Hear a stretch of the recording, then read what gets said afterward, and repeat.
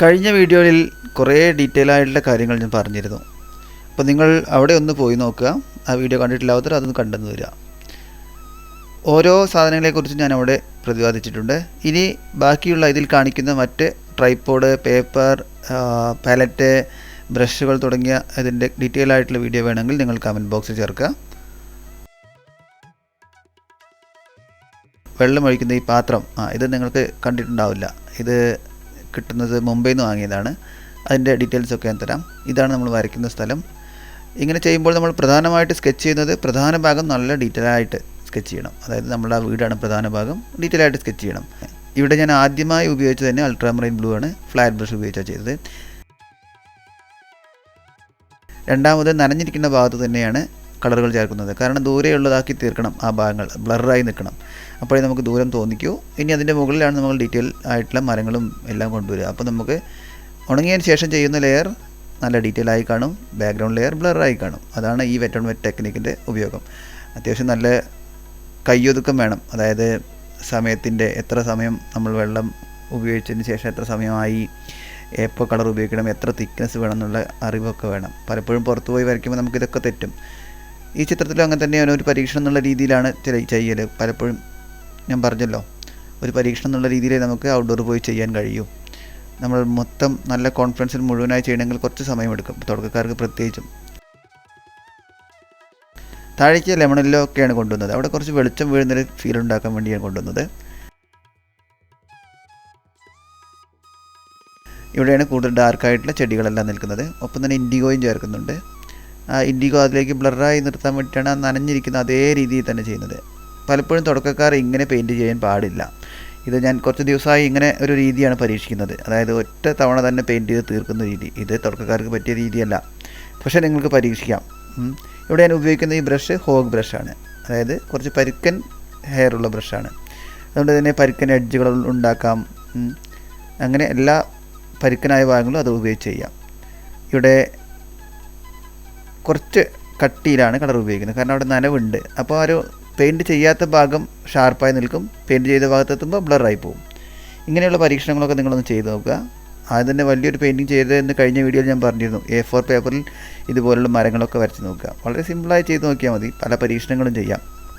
നിങ്ങൾക്ക് കാണാം അവിടെ ആദ്യം വാം ടോൺ വെച്ചു, അതിൻ്റെ കൂടെ കൂൾ കളേഴ്സാണ് വെച്ചിരിക്കുന്നത്. അതായത് ബ്ലൂ, ഗ്രീൻ പോലത്തെ കളർ വെച്ചു. ആദ്യം കുറച്ച് യെല്ലോ കളറാണ് വെച്ചത്. യെല്ലോ നേപ്പിൾസ് യെല്ലോ കളറാണ് വെച്ചത്. ഉള്ളിൽ കാണുന്നത് ആ ഡാർക്ക് മരത്തിന് പെയിൻസ് ഗ്രേ ഉപയോഗിച്ച് നല്ല കട്ടിയിലാണ് വെച്ചിരിക്കുന്നത്. അതിൻ്റെ കൂടെ തന്നെ കുറച്ച് കൂടി ഡീറ്റെയിൽ ആക്കാൻ വേണ്ടി കുറച്ച് ഉണങ്ങി തുടങ്ങിയിട്ടുണ്ട്. അപ്പോൾ കുറച്ചുകൂടി ഡീറ്റെയിലുകൾ ചേർക്കുകയാണ്. കുറച്ചിങ്ങനെ തെറിപ്പിക്കുകയൊക്കെ ചെയ്യുമ്പോൾ നമുക്കതിൻ്റെ ഒരു നമ്മൾ പെയിൻറ്റ് ചെയ്തുണ്ടാക്കിയതല്ലാത്തൊരു ഫീൽ ഉണ്ടാക്കാൻ പറ്റും. അപ്പോൾ ഏകദേശം മരത്തിൻ്റെ ഭാഗങ്ങളെല്ലാം കഴിഞ്ഞു. ബാക്ക്ഗ്രൗണ്ടിലുള്ള ദൂരെയുള്ള കുറച്ച് ബിൽഡിങ്ങും അവിടെ കുറച്ച് മരങ്ങളും എല്ലാം ഉണ്ട്. അതൊക്കെയാണ് ഇൻഡിഗോ വെച്ച് ചെയ്യുന്നത്. വളരെ ദൂരെയുള്ളതാണ്. കുറച്ച് ബ്ലൂ മിക്സ് ചെയ്തിട്ടുണ്ട്. താഴേക്ക് എത്തുമ്പോൾ കുറച്ചുകൂടി ഡാർക്കാക്കി ഉണ്ടോ. ഇനി മതിലാണ് വരയ്ക്കുന്നത്. ഇത് ഹോഗ് ബ്രഷാണെന്ന് പറഞ്ഞല്ലോ. ഇത് നമ്മൾ റഫ് പേപ്പർ ആയതുകൊണ്ട് തന്നെ ആ ഒരു റഫ് സ്ട്രോക്കുകൾ അവിടെ ഉണ്ടാക്കിയെടുക്കാൻ പറ്റും. എഡ്ജൊന്നും ഷാർപ്പായി നിർത്തേണ്ട ആവശ്യമില്ല. ബ്രൗണും ബ്ലൂ മിക്സ് ചെയ്തിട്ടാണ് ആദ്യം തുടങ്ങിയത്. പിന്നെ കുറച്ചുകൂടി ബ്ലൂ മിക്സ് ചെയ്ത് തന്നെ ഡാർക്കാക്കി. കുറച്ച് പെയിൻസ് ഗ്രേ അല്ലെങ്കിൽ ഇൻഡിഗോ മിക്സ് ചെയ്തിട്ടും നമുക്ക് തന്നെ ഡാർക്കാക്കാം. ഇതാണ് അവസ്ഥ. കണ്ടോ, അവിടെയുള്ള മരത്തിൻ്റെ അതേ നിറമല്ല ഞാൻ ഉപയോഗിച്ചിരിക്കുന്നത്. അതേപോലെ കോപ്പിയിലല്ല നമ്മൾ ചെയ്യിക്കുന്നത്. നമ്മൾ ഈ ഒരു ചിത്രത്തിലെ ഒരു ബാലൻസ് ഉണ്ടാക്കാൻ വേണ്ടി വാം ട്രീ ആണ് ഉപയോഗിച്ചിരിക്കുന്നത്. ബാക്ക്ഗ്രൗണ്ട് അധികം കൂൾ കളേഴ്സ് ആയതുകൊണ്ട് തന്നെ അതിനെ ബാലൻസ് ചെയ്യാൻ വേണ്ടിയാണ് ഞങ്ങൾ ഉപയോഗിച്ചത്. അങ്ങനെ ചെയ്യണമെന്ന് നിർബന്ധമില്ല. അവിടെയുള്ള അതേ കളറാണ് ഉപയോഗിക്കാം. പക്ഷേ നമ്മളുടേതായിട്ടൊരു കളർ ടോണും ഒരു ഗ്രൂപ്പ് ഓഫ് കളേഴ്സും ഉണ്ടാകുമല്ലോ. അതാണ് നമ്മൾ ഉപയോഗിക്കേണ്ടത്. ഈ ബ്രഷ് ഉപയോഗിക്കുന്ന രീതി കണ്ടോ. ഞാൻ എൻ്റെ വാട്ടർ കളർ ക്ലാസ്സിൽ ഈ ബ്രഷിനെക്കുറിച്ചുള്ള പല പല ഉപയോഗങ്ങളെല്ലാം പറഞ്ഞു കൊടുത്തിരുന്നു. നിങ്ങൾക്ക് താല്പര്യമുണ്ടെങ്കിൽ ക്ലാസ്സിൽ ജോയിൻ ചെയ്യാം. ഇവിടെ നിഴൽ വരുന്ന ഭാഗത്താണ് ഇൻഡിഗോയും വയലറ്റും ഉപയോഗിച്ചിരിക്കുന്നത്.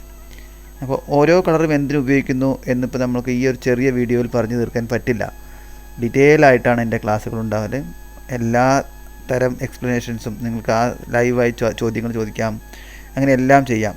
അതുകൊണ്ട് നമ്മൾ ക്ലാസ്സുകൾ ഇനി റീസ്റ്റാർട്ട് ചെയ്യുമ്പോൾ നിങ്ങൾക്ക് ജോയിൻ ചെയ്യാം. താല്പര്യമുള്ളവർ എൻ്റെ വാട്സപ്പ് നമ്പറിൽ കോൺടാക്റ്റ് ചെയ്യുക. താഴെ ഞാൻ വാട്സപ്പ് നമ്പർ ചേർക്കാം. ഇവിടെ വെറ്റ് ഓൺ വെറ്റായിട്ട് തന്നെയാണ് എല്ലാ ഭാഗങ്ങളും ചെയ്യുന്നത്. ആദ്യം കുറച്ച് ഡ്രൈ ആയുള്ള പാച്ചുകൾ ഇട്ടതിന് ശേഷം അത് ഉണങ്ങുന്നതിന് മുമ്പ് തന്നെ ചെയ്തു. സ്കൈ ബ്ലൂ ആണ് ബാക്ക്ഗ്രൗണ്ട് കാണുന്നത്. അപ്പോൾ തന്നെ ഓട് കുറച്ചൊരു വാം കളറായിട്ടാണ് ചെയ്തിരിക്കണേ. വാം കളർ എന്ന് പറയുമ്പോൾ ബേൺസീന ഓറഞ്ചൊക്കെ മിക്സ് ചെയ്തിട്ടുണ്ട്. കുറച്ച് റെഡ് ഉണ്ട്. ആ മരത്തിൻ്റെ നിഴൽ വരുന്ന ഭാഗത്താണ് ആ ഗ്രേ ഉപയോഗിച്ചിരിക്കുന്നത്. ഇങ്ങനെ ഡാർക്കായി തിക്കായി കളർ ഉപയോഗിക്കുമ്പോൾ നല്ല ശ്രദ്ധിക്കണം. കുറച്ച് തെറ്റിപ്പോയാൽ നമുക്ക് അത് പിന്നെ പിക്ക് ചെയ്യാൻ പറ്റില്ല. അപ്പോൾ നമ്മളവിടെ വെള്ളം കൂട്ടി ഡൈല്യൂട്ട് ചെയ്യണം. പക്ഷേ ഉണങ്ങുന്നതിന് മുമ്പേ ഇത് ചെയ്യാൻ പറ്റും. അപ്പോൾ അങ്ങനത്തെ കുറച്ച് കാര്യങ്ങളെല്ലാം ശ്രദ്ധിക്കുക. വീഡിയോയുടെ ലെങ്ത്ത് കുറയ്ക്കാൻ വേണ്ടിയിട്ടാണ് ഞാൻ 2 പാർട്ടായിട്ടൊക്കെ ഒരേ സ്ക്രീനിൽ കാണിക്കുന്നത്. നിങ്ങൾക്ക് ബുദ്ധിമുട്ടുണ്ടാവുമോ എന്ന് എനിക്കറിയില്ല. ബുദ്ധിമുട്ടാണെങ്കിൽ നിങ്ങളത് അറിയിക്കുക.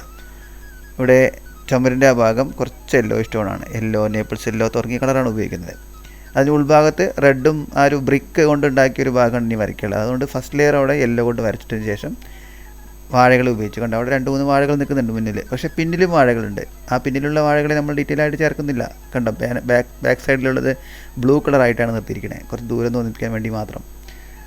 വാഴകൾ വരയ്ക്കാൻ നമ്മൾ ഉപയോഗിക്കുന്നത് ഈ ആംഗുലർ ബ്രഷാണ്. ആ ആംഗുലർ ബ്രഷ് എങ്ങനെ ഉപയോഗിക്കാമെന്നെല്ലാം ഡീറ്റെയിൽ ആയിട്ട് ഞാൻ ക്ലാസ്സിൽ പറഞ്ഞിട്ടുണ്ട്.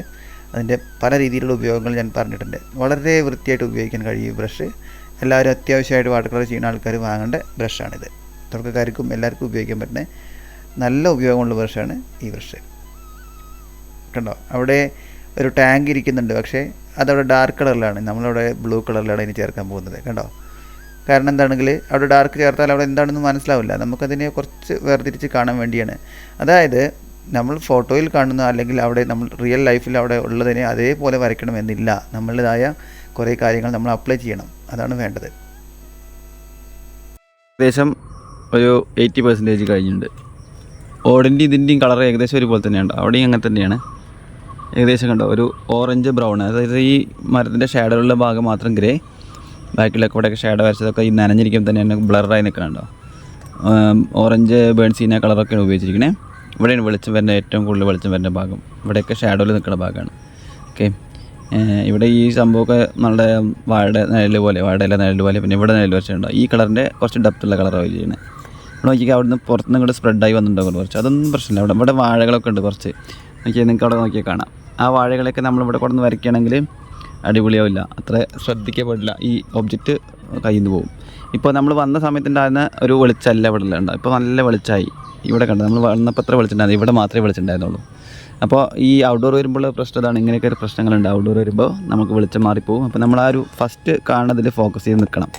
ഓക്കെ, ഇനി നമുക്ക് വരയ്ക്കാനുള്ളത് ഈ വീടിൻ്റെ ഡീറ്റെയിൽ, ഓടിൻ്റെ ഡീറ്റെയിൽ, ഇവിടുത്തെ ഡീറ്റെയിൽ, പിന്നെ ഈ വെള്ളം. ഇവിടെ റിഫ്ലക്ഷൻ വരയ്ക്കാൻ പറ്റും. ഇവിടെ റിഫ്ലക്ഷൻ ഒന്നുമില്ല, ചളിയൊന്നുമില്ല. കണ്ടോ, അപ്പോൾ ഞാനിവിടെ റിഫ്ലക്ഷൻ വരയ്ക്കണം. ഇതിൻ്റെ റിഫ്ലക്ഷൻ ഇവിടെ കൊണ്ടുവരുന്നത് ആലോചിക്കുന്നുണ്ട്.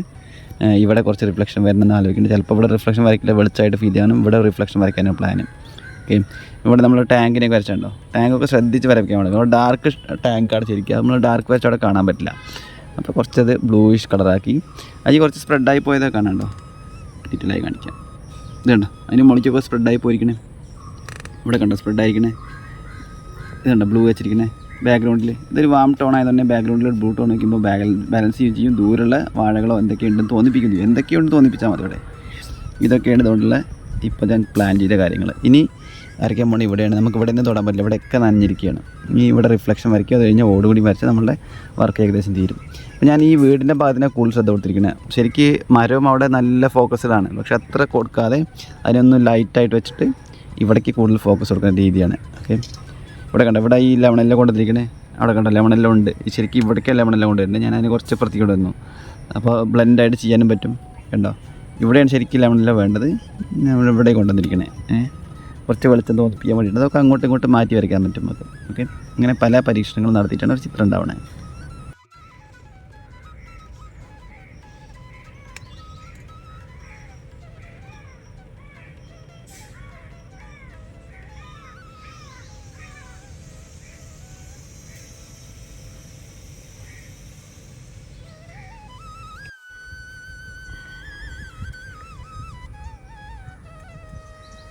ഇതാണ് ഇപ്പോൾ നമ്മളുടെ ചിത്രം ഫൈനലായിട്ടുണ്ട്.